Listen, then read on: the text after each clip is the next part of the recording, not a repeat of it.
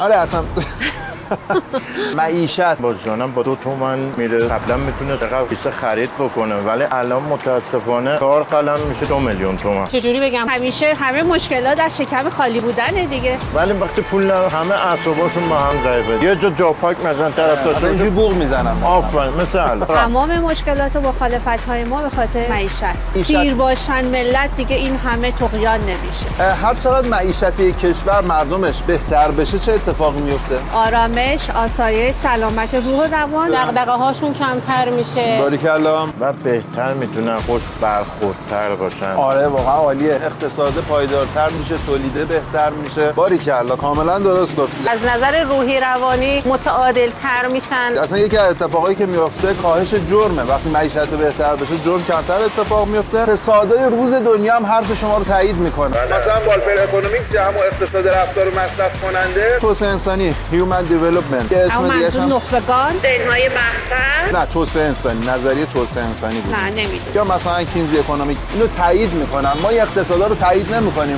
مثلا معیشت تو انواع تئوریا نقش داره که هر چقدر معیشت بهتر زندگی بهتر تأمین معیشت مردم و ارتقای زیرساخت‌های زیستی و رفاهی و تولید ثروت نکته قانونی در مقابل جنگ اقتصادی دشمن است. وقتی من بدونم مملکتی رشد اقتصادی از همه جنبه‌ها داره مطمئنا به موفقیت‌های بالایی میرسیم. میام با شما خوش برخورد رفتار میکنم. میگم دم شما گرم. پول دارم خوش برخورد مردم. حالا زیاد به فکر اقتصاد و اینا نباشیم چون الان اولویت ما چیزای دیگه است. دمتون گرم. این جمله‌ای که گفتم میدونید برای کی بود؟ نه خیر برای رهبر انقلاب. زنده باشید. دم شما گرم. قربان زنده شما. باشید.